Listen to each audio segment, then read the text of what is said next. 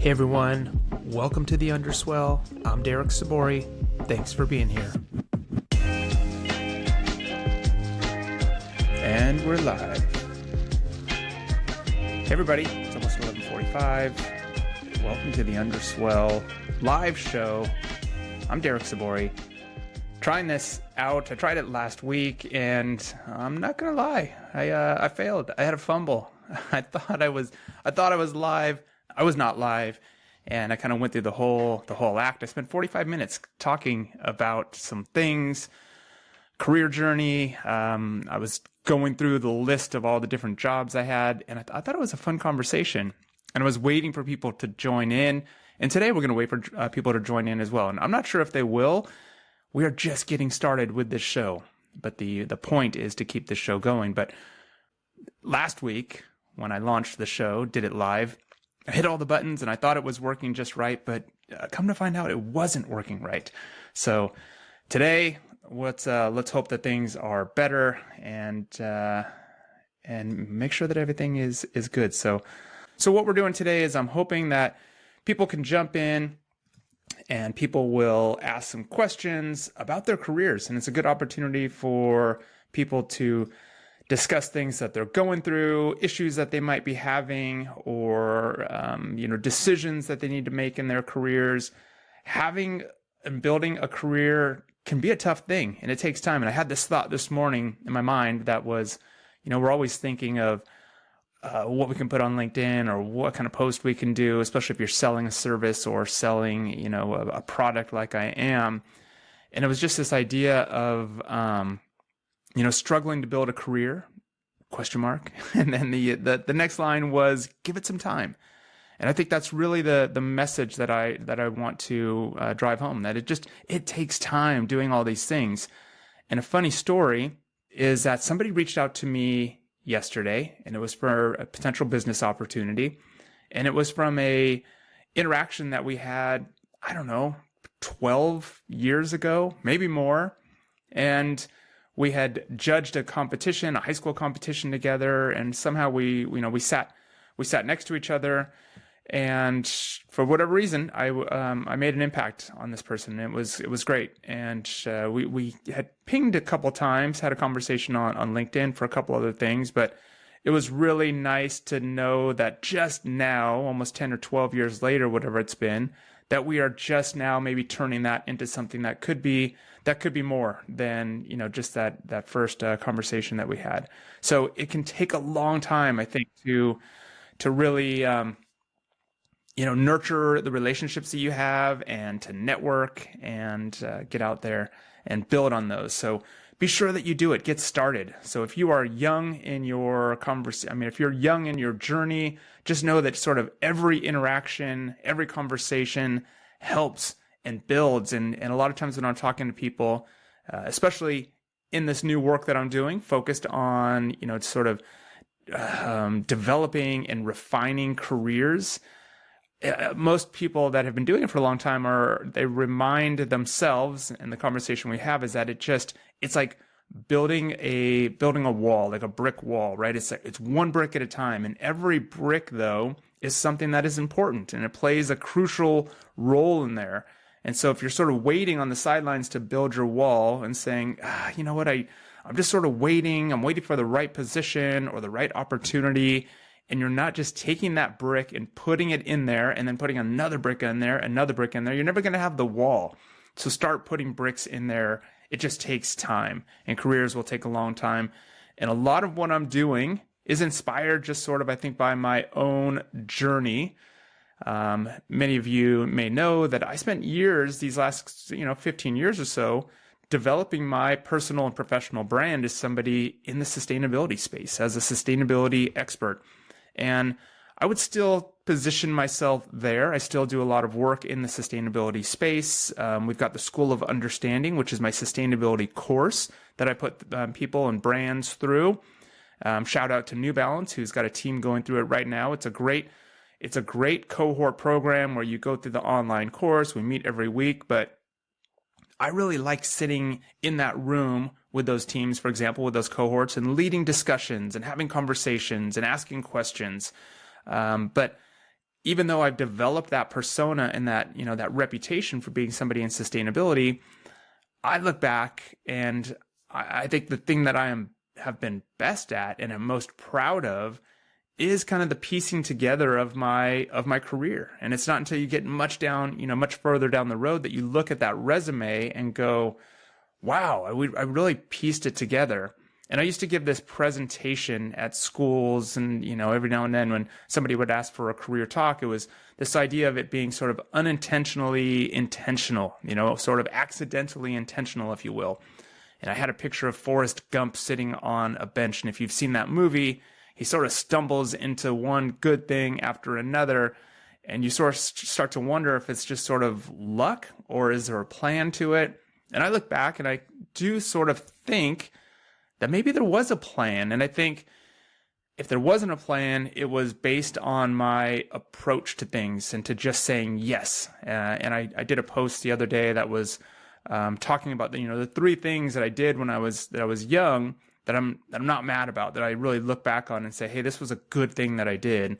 And one of them being just sort of taking that early job, taking that job that I thought I might be able to do better, at the time, or that I didn't think was paying me enough, or that maybe I felt like it could be below me. When I graduated from college, I had a degree from a good university. And the first job I took in the space that I wanted to be at, or at least I took a step into an industry in a space that I thought I might want to be at, was answering the phones at the front desk basically for free. They paid me some t-shirts and some hats and some stickers, but I knew it was an opportunity to get my foot in the door and to start meeting some people. And so once I stayed there for I think it was a few days that I was covering the front desk, but I started asking around and trying to get that opportunity into another department to help over there. And I wrote in that post that what I started doing, my first job there was entering orders, sort of using a 10 key, punching in orders. And, we would get the orders from our sales reps back then. They would come in via fax. We would pull them up and you had to enter them into the system. So things have changed so much, right? But I think it's important to know your history. And so I would enter them in, and I was really good on that 10 key because I was a waiter through college. So that's how I put myself through college, which is another tip that I will eventually touch on. But putting that, entering those orders really quickly, the CFO at the time, he was kind of the company was very small. This is the brand Volcom, right? If you know the brand Volcom, surfing, snowboarding, skateboarding, art, music, fashion. I was in the apparel industry, but he sort of was checking in on me. He's like, wow, you're really good on that 10 key, right? He's like, you're pretty good at, quick. I'm like, well, this is what I do for a living at this point, is enter orders in really quick with all my tables.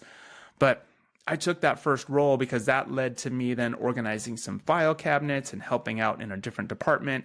And before you know it, the co-founder of the company came and said, hey, I see you've been working hard. I had also put my resume on his desk at one point. I saw this opportunity the vibe was changing there at the company. So I put my resume on his desk. And he, took notice of it and said, hey, I'm taking notice of the work that you're doing, what I hear about you, and I think I've got a job for you. That job, though, was something that I'd never done. I had no interest, not necessarily interest, but I just didn't know if I could do it. I take that back. I knew I could do it, but I had to prove to him, I guess, that, hey, I was the person for the job, even though I didn't have any experience in it. And so I got out of my comfort zone and I took that first job purchasing fabric and trims. All of this to say that each of those jobs that I wasn't quite sure of, or it wasn't exactly what I wanted to be doing. Fun fact is what I really wanted to be doing there at Volcom was doing t-shirt graphics and being on the art department. And that was my angle I was trying to get in at, but that's not what was presented to me, right? So I was sending in graphics and working with the head artist over there. Shout out to Ethan Anderson. And he would always kind of push back a little and say, well, not quite, don't really see it, but maybe. He was really nice about it. But eventually my path turned into something different. Those early jobs, though, the jobs that I didn't think were the ones I wanted, or that didn't pay me as much as I wanted to, because at the time I was making pretty good money as a waiter and sometimes bartender. And I had to kind of step back and take this job for my full-time job and take kind of a pay cut in the early days in the hopes that it would pay off. And it did. But if I wouldn't have taken those early jobs, or if I felt like, this is too below me, or that's not really what I want to be doing, who knows what would have happened. But those yeses turned into a 20-year career there at Volcom. Led to a career in the apparel industry. All of that eventually led for me to get into sustainability, and I was able to become a sustainability professional, and it just opened up so many doors.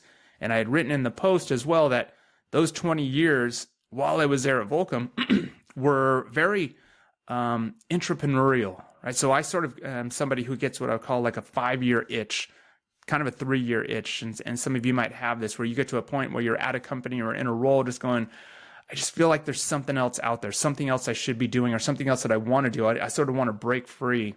The reason I stayed there at Volcom for so long is that they really gave me an opportunity to keep reinventing myself and taking a new role. So I had that opportunity to purchase fabric and trims, right? I was in charge of purchasing all the fabrics that our products were made of, ordering them from all different parts of the country. We made everything domestically at the time, so I would bring them in, started a warehouse, worked with a team there, and we just started, one by one, building a program, a raw materials program, and it was good. It was really good advice. So, what do we got here? I'm gonna pause here because I got Jeff Cobalt.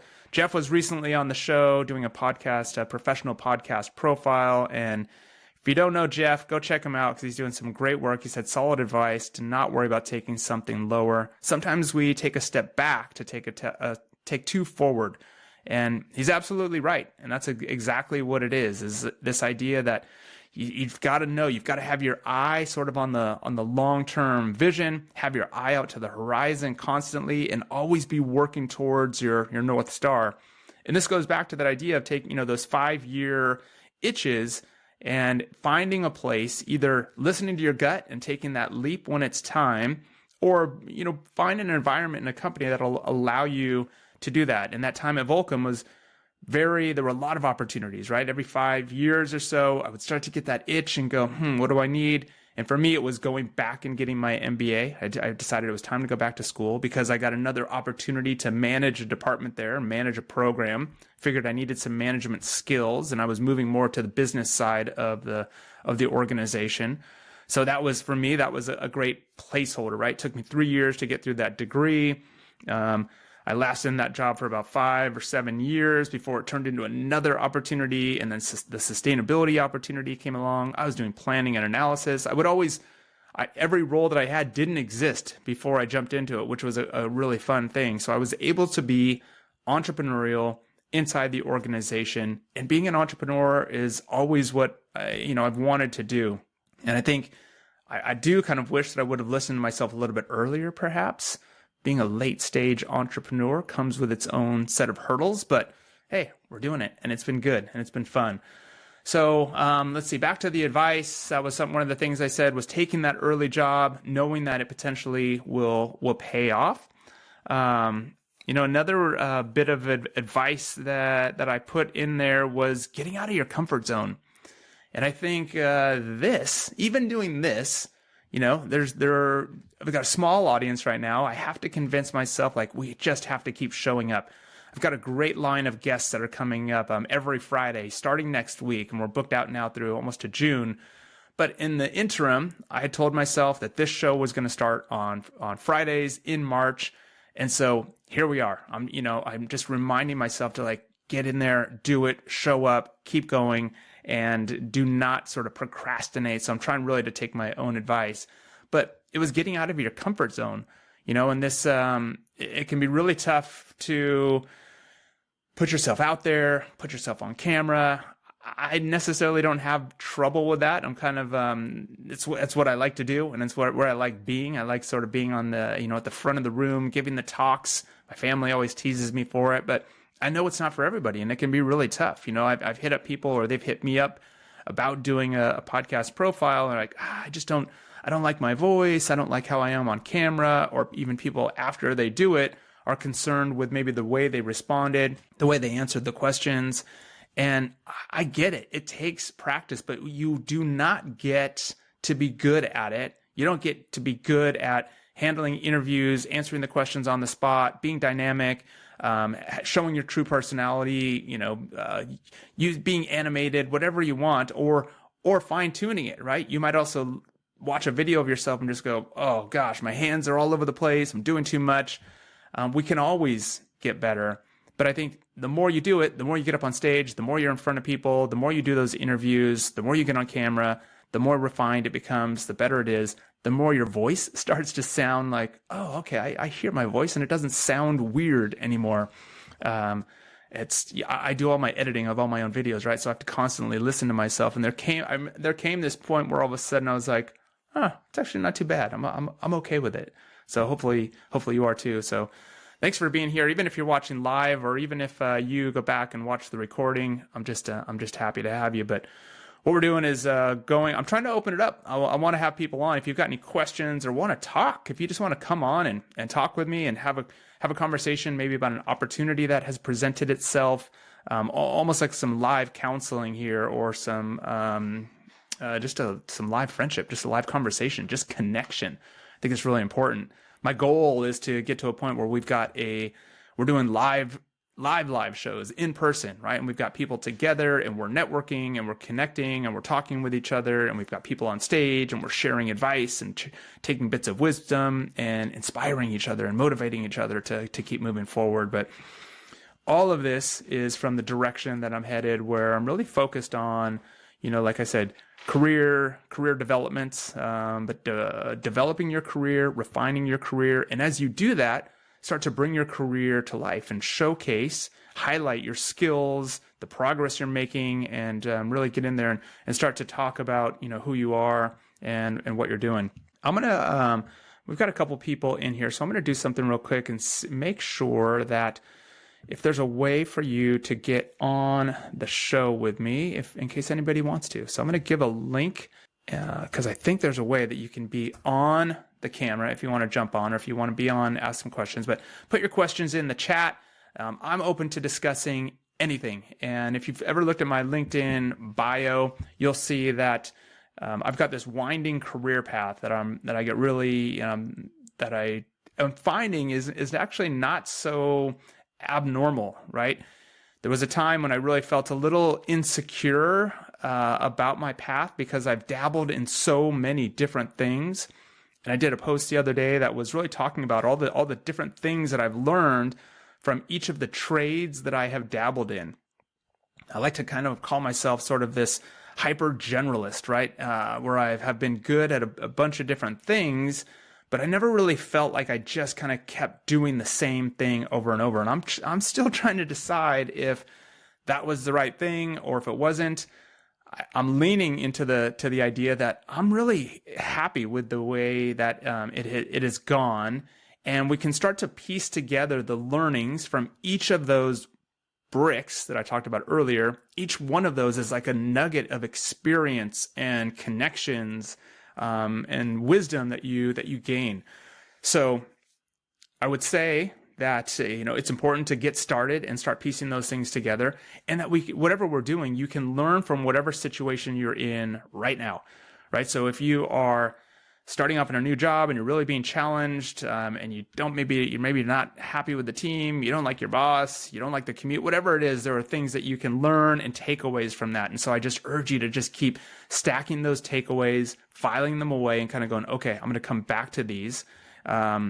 There are learnings from them. And for me, that's sort of been the big thing. But I do know that takes time to finally get to a point where, like, okay, I can start piecing these all together.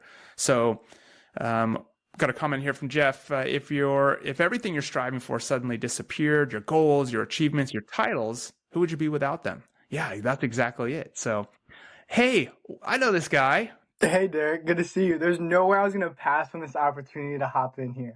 James Kelly, a former student of mine at Orange Coast College. And so, James, first of all, I'm so stoked that you jumped on, because this shows me that it's working, that my system and tools are working here. Because I was like, is this working? So thank you for doing it. Thanks for being here. Dude, what do you want to talk about? Give me a couple minutes.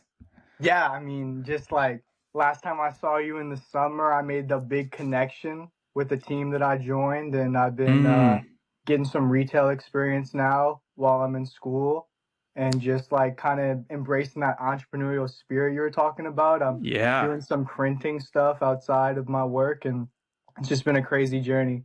And mainly I'm focused on like getting into designing stuff through AI. Yeah. And it's just been a wild space to navigate. It really feels like the Wild West, and it's hard to like monetize it. And yeah. And I want to hear about that because, James, I know when I saw you, I was really impressed with your AI work. And I feel like I would imagine you're hopefully starting to get some good clients because the work you're doing is really impressive and it was good. But I want to rewind and tell people that, you were a young student at Orange Coast College when we first met. You came and we were going through the sustainability courses with me. And I didn't see you then again for until whatever it was, 5 years later or something like that. And it was so cool to see you. I was like, oh, dang, like you had your website, you're doing all this AI work. And it was great to see that evolution of you. So tell us if you can, though, what exactly you're doing and what the business is that you do. Yeah. So I guess in a concise way, I'm using like taking drawings and like digital Adobe Illustrator assets and bringing Mm-hmm. them into AI visualization tools. I mainly use Viscom and Newark. Okay. So What is that yeah, good for? and What for people that don't know, like what is it? Who would use this? What is it good for? um they're good for like PDP assets Okay. for like soft goods and mainly like general products. And they're great for like dealer books and like pitches to people when you haven't officially manufactured your product and to Yeah. like give people an idea of something. And so even like I think you were doing footwear and different things. So if somebody's a footwear designer and like that's a lot of money, a lot of resources going back to sustainability, a lot of energy waste that's created just to make one shoe to say, would you buy this shoe? If we made them, you're Right. saying, hey, I can use AI and I can give you this killer image that you may not even know is not real, and people can place their order off of that, right? So it saves everybody time, energy, resources, and money, I would think. Yeah, exactly. It's been pretty amazing to like get the feedback from industry professionals who are so excited and open my mind to avenues that I can apply it to. It's been pretty amazing these past couple months. And I've got a question here. A shout out to Reed Sheldon, who I worked with over at Volcom for many years. I know he's going. Reed, I'm interested to see where you're going with this. Hang tight, James, because we've got a question about differences in workplace culture and way of doing things after you leave one place and go to another. For you, James, how has it been being an entrepreneur, and sort of what advice do you have for people who want to go out on their own and do something and build a business and get out there and sell themselves? I would say number one is like networking and like in person and like just kind of like finding like some real human interactions outside of the internet has really been like a big jump starter for me. Especially Mm. like our community of like Costa Mesa is like so rich in that. That's been like profound for me and like been the only reason I'm able to get clients. Do you have any shout outs for any particular events, organizations, or Yeah, places that shout you've out to Connecting Things. connecting That things? is amazing. It's in a quarterly event Okay. that's now at Skull Candy, and that's where I got my first in the industry. I met Douglas Davidson, who goes by the Yeah. Canvas Worker, and Yeah. he really helped me like push myself in the industry. Shout out to the Buffalo, right? Is that what he goes by? Yeah, The the Brown Buffalo? Buffalo. Shout Brown out to Brown Buffalo. Buffalo. Brown Yeah. Buffalo. Yeah, making killer bags. And I love that he's doing that, right? Getting people in person to come into the workshop and just at any level come and start to learn how to build things. It's so important, and I'm so glad you brought that up. Just getting out there and connecting with people and networking. James, funny story. When I was young, I used to actually, for whatever reason, the word networking like irritated me. It bugged Yeah. me. I don't know why, and I wish it hadn't. And it wasn't until years later that I'm just like, God, the power of networking it's everything. That is your net worth. Your net worth is your network. Your network is your net worth eventually. So you're finding that it's been important for you. Yeah, but I can definitely relate to that idea of it feeling like a hassle, like, oh, I got to go put my 2 cents in and like do this networking thing. But when you really get something out of it, it's like monumental and you just want to like share it with everybody.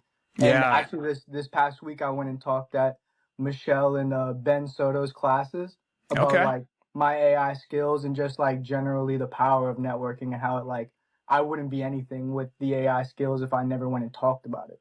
Wow. And Ben Soto is over at Igloo. Is he still at Igloo? Yeah, he's over at Igloo and he teaches this really cool class just about like prototyping and stuff. It seemed Okay. like super collaborative. Like I wish I was in there. It looked great. Really?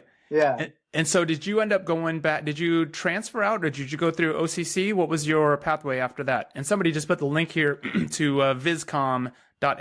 Is that one of the tools you use? Yeah, that's my number one tool. It's like probably the number one AI that's evolving every month with consistency. The first Mm, AI I started on was Newark, and I haven't seen much like evolution in it. So I kind of stick to Viscom, and that's what I promote.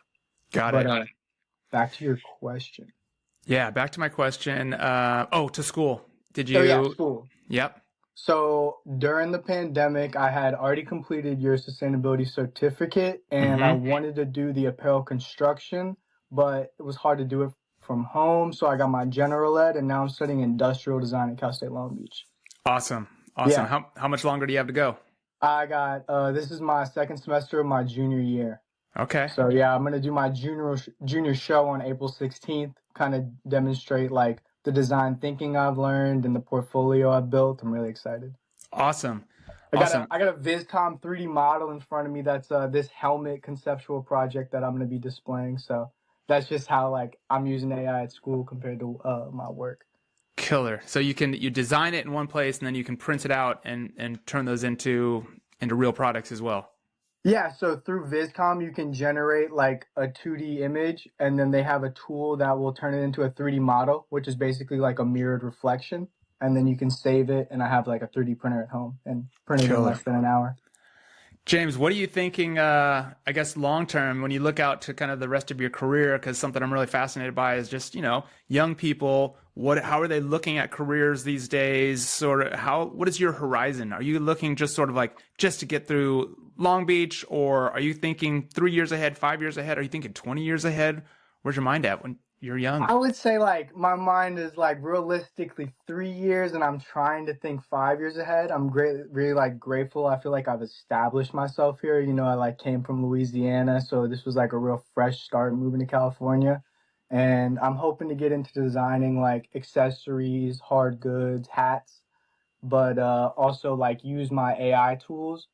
And I'm like struggling to figure out how I'm gonna blend those things because they feel like two different industries. But I like playing with multiple things and not doing the same thing every day. Yeah. All right. Well, put your where can people Yeah, I'll find put you? my at on the Instagram. Yeah, please do. Please do. And I'm stoked that you stopped by and said hello. I appreciate it, man. Really good to hear from Oh, you. 100%. No doubt. Well, sweet. Thanks for having me. All Love right, you. You're the James. best. Thanks, man. Good to see you, Take man. it easy.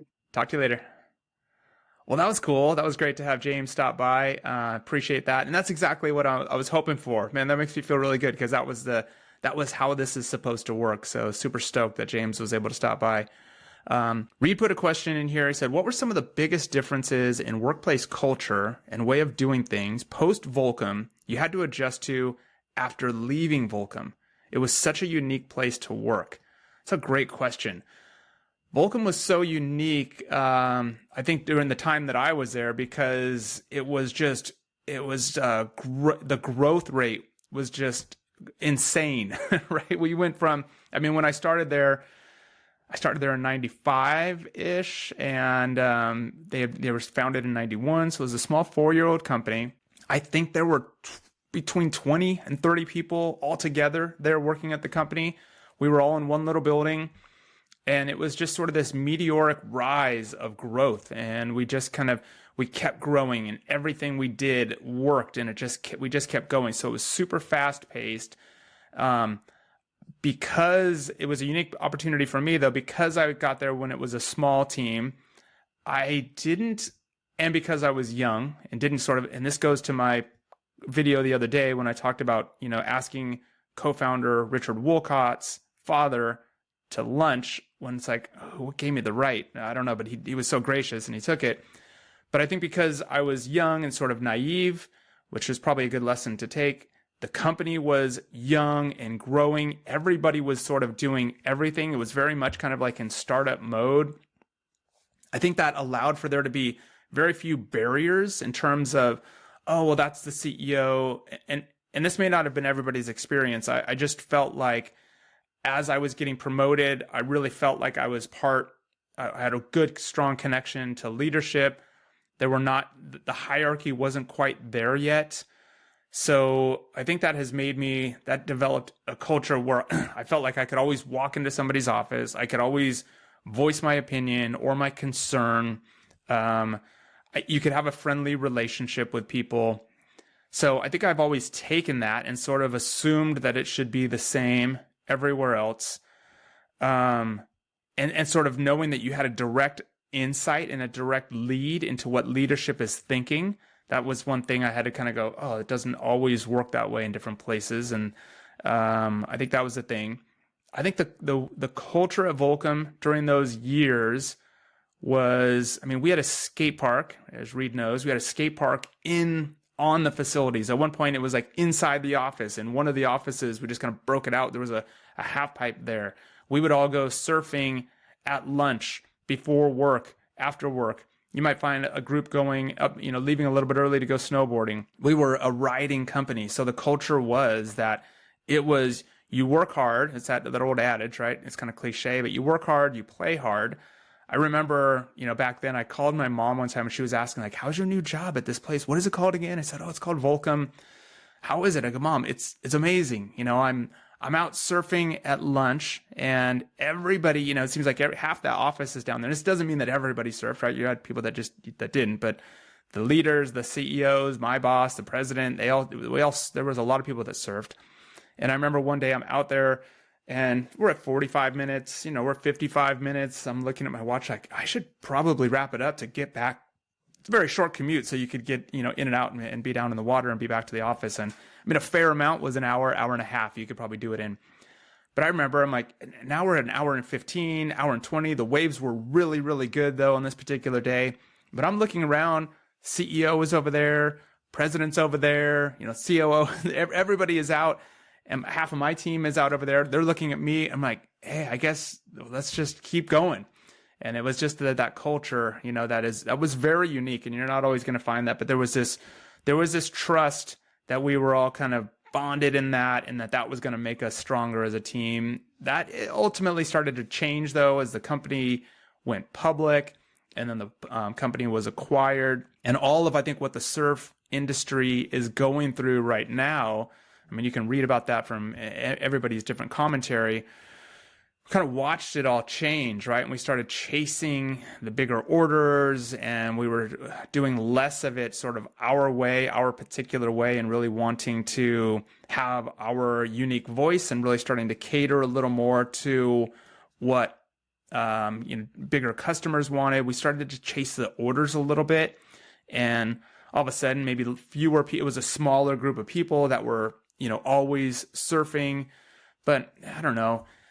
One thing that I really appreciate about Richard Wolcott, or Wooly, was that, he, as I started to take things a little too serious, maybe perhaps, or, I went back from my MBA, which they helped me with, which was amazing. I was leading a team that was growing. I led the product and design team. And it was very, very busy. There was a lot of very long days, long weeks. But it was fun. I was surrounded by amazing, amazing people that I still, keep in touch with and see every now and then. And we just pick up right where we were. But I remember just being so stressed out. And we used to do our sales meetings that we would have to, our team, the design team and the product team would have to basically design, sample, a line, which is manufacturing the products, working with your vendors and your suppliers, going from concept to fit samples, to finish samples, to salesman samples, a small mini run of all the products that could be sold and delivered to our, whatever we had, like 40 something sales reps. So we had to do this small little production run of a big line of, 40 different categories of products, with, to anywhere from 10 to 30 different SKUs on each one, times 4 colors. It was crazy. But it was very stressful. And we had a short window to get it designed, developed, sampled, and landed so that we could show up to a sales meeting and walk through the entire line in a really nice way. T-shirts, fleece, denim, pants, accessories, you name it. It was all there. So that was a lot of work. And it's one thing to have a sales meeting that is on site where everything is being done. It's another to have to take all of that and go and do an off-site sales meeting. That would mean you had to get everything, had to land from all the different countries that you were ordering it from. You had to pack it up, sort it, get all of your materials, your sales and pitch materials together, and then go up to wherever we would go. I mean, we would do sales meetings up at Mount Hood, in Oregon. We would go to, where did we go to? Up to Mammoth, to go. It always felt like the snow ones were the ones where we went away. Going for European sales meetings as well, but these sales meetings where we had to pack things up and go and take them off site was really stressful and really hard. And I remember one time I pushed back on Richard once. I was sort of voicing like, I don't want to have the sales meeting off site if there's a chance. Like, let's just do it here because it's easier. It's better for us. And Richard came to me and he kind of came up next to me and he said, Derek, he said, I know you're frustrated and I know it's tough on you guys. He said, but what kind of company are we? I was like, I don't know. We're Volcom. Like we're Volcom. We're a clothing company. He's like, we're a riding company. He said, we're going riding. And I was like, that to me was awesome. And it kind of like, I'm like, yeah, he's right. And that's what makes him, a great leader for this company, because I was like getting a little too corpo in terms of what we used to call it, in terms of like, let's just make it easy and make it more efficient. He was like, we got to go ride and we got to keep the spirit alive and we got to bring our team together and go and bond. And for me, those days were really tough because we would put all of this effort, take all of the product, we'd pack it up, we'd ship it up, we'd get it in there, we'd unload it, stay up late, getting out the line. And because we were all bonding and people were riding all day and having a great time, coming back from riding, showing up late and starting to have beers, and it never got crazy because there was respect for the work, of course, but it just was like, it just didn't feel the same. And I had to really learn to like, okay, just be cool with it and enjoy it and know that you're here. And that culture there was amazing and very unique. And I think I learned a lot from it. I think I learned how to get through challenges, how to, meet deadlines, how to stay on budget. I mean, we had every sort of emotion went through there, because we rode that wave up until we were a public company, watching the company go public and the stress that came along with the quarterly calls and having to provide color as it was every quarter in terms of what's selling, what's not, what are we hearing from customers, what are our peers and competitors doing.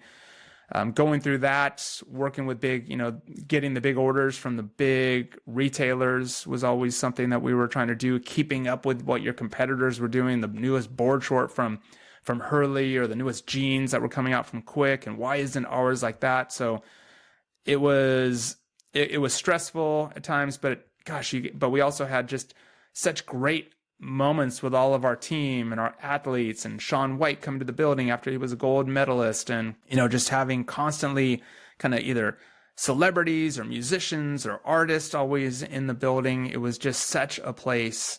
And doing a little reminiscing in my last few minutes here, going back to the culture of what it was like at Volcom and how it compared to other places. I guess my short answer for Reed here is that it didn't compare. Nothing compares to it. I don't think there's anything that you could compare to that wave that we went through, and every bit of emotion, right? For me, I was married while I was there. I had my kids while I was there. I went back and did a fully employed MBA program that took me 3 years. That was one of the hardest things I ever did because we were at like peak stress of building that company, and I was doing an MBA, and it was just exhausting. But we went through all of it, the wins and the losses. Then the company was acquired by Caring. And that was awesome for me because Caring was building this great global sustainability program for all of their brands. And they immediately were like, hey, you're doing some work already on this. Come with us. Start coming out to Paris every week. My passport was so full from all of my time at Volcom, whether it was design trips to Japan or working with licensees in Australia or in France or going to sales meetings in Switzerland or going to factories in India or Bangladesh or China or visiting new factories in South Korea, or going on surf trips to Fiji and in Tavarua.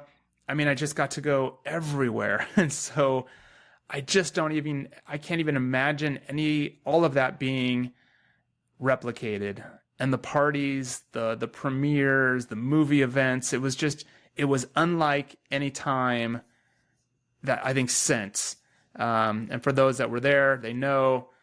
And, the organization has gone through so many changes. So many of the brands have gone through changes. They've been acquired by capital groups. And, now the situation with Liberated going bankrupt. And I went to the office where Liberated was, where Volcom originally was, and walked it the other day because my son works there. So it's been really fun to have a second generation, somebody working there at the office. He's in the retail store, working in the back warehouse. But it was so tough and so sad to see, everything gone. All of the stuff is gone. Everything's being sold out. All the people are gone. They've all moved on now to either the new licensors or new companies, or they're looking for jobs.